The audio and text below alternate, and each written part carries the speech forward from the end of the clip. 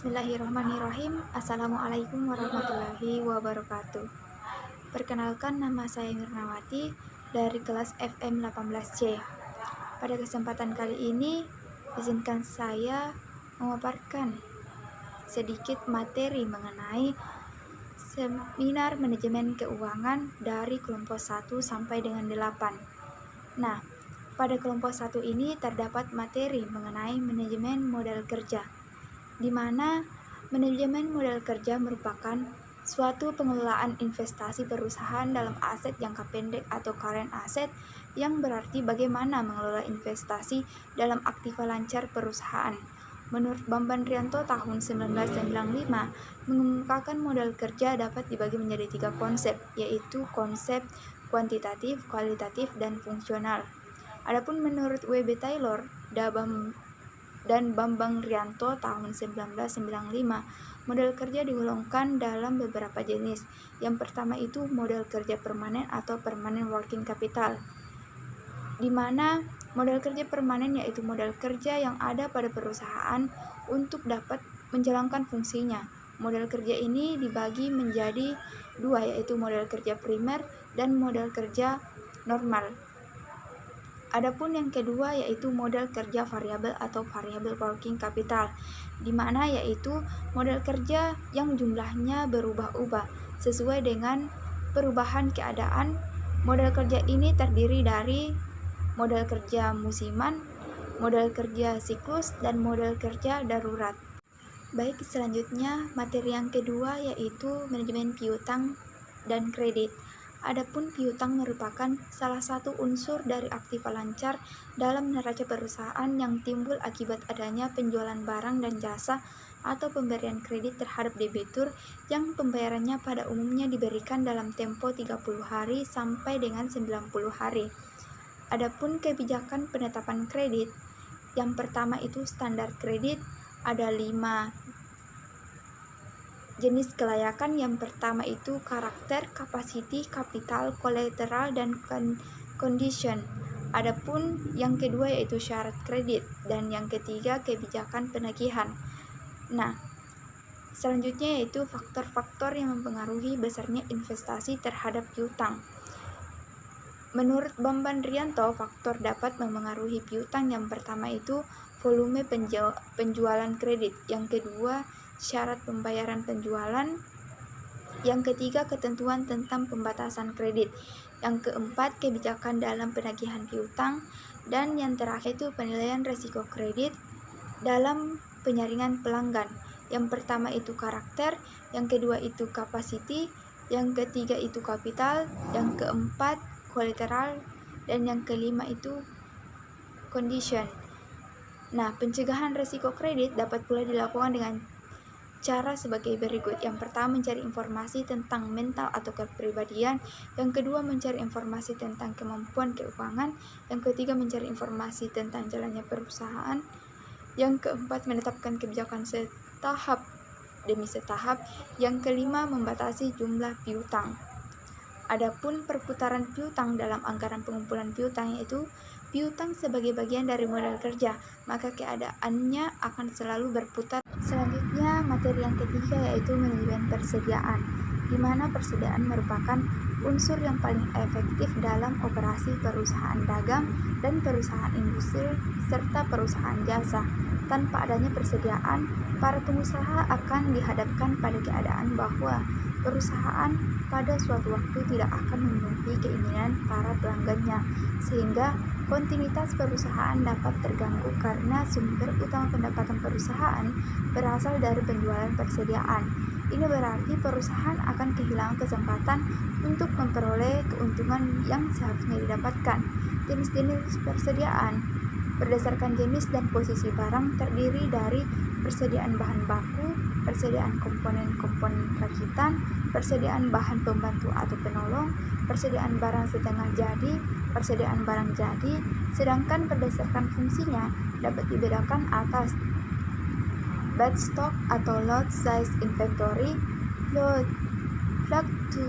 fluctuation stock and anti-caption stock, Biaya-biaya yang berkaitan dengan persediaan dapat dikelompokkan ke dalam klasifikasi biaya, antara lain pengelolaan persediaan, kekurangan kesediaan, pesanan dan penerimaan kesediaan, dan ketiga klasifikasi ini akan mengakibatkan 3 jenis biaya sediaan, yaitu biaya pengelolaan atau pemeliharaan, biaya pesanan, dan total biaya sediaan. Baik, selanjutnya yaitu materi keempat, risiko dan hasil pada aset. Risiko akan selalu ada dalam setiap investasi, karena investor harus memproyeksikan berapa besarnya cash flow dan penerimaan yang akan diterima selama usia investasi. Pada prinsipnya, semua keputusan yang diambil oleh manajer keuangan, baik yang menyangkut keputusan investasi, keputusan pembelajaran, dan kebijakan dividen memiliki tujuan yang sama. Pengukuran risiko adalah usaha untuk mengetahui besar kecilnya risiko yang akan terjadi. Hal ini dilakukan untuk melihat tinggi rendahnya risiko yang dihadapi perusahaan.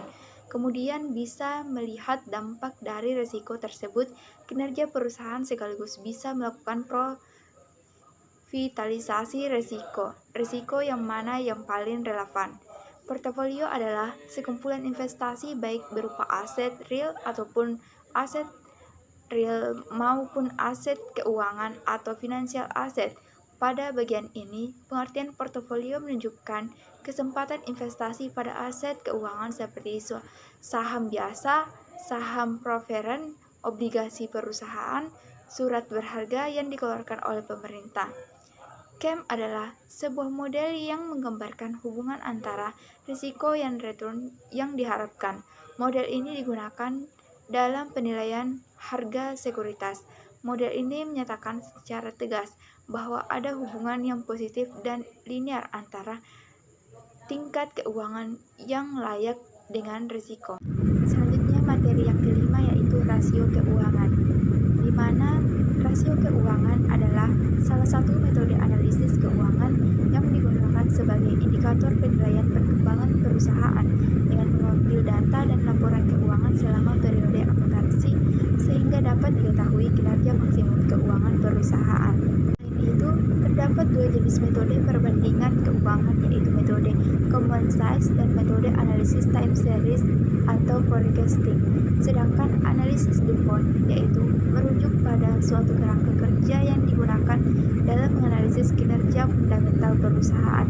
Dinamakan demikian karena kerangka kerja tersebut diinisiasi oleh DuPont Corporation pada tahun 1920, khususnya terkait proses analisis keuangan atau keuntungan yang diperoleh perusahaan. Selanjutnya materi yang keenam yaitu analisis dana dan aliran kas atau cash flow. Salah satu fungsi manajemen adalah fungsi perencanaan.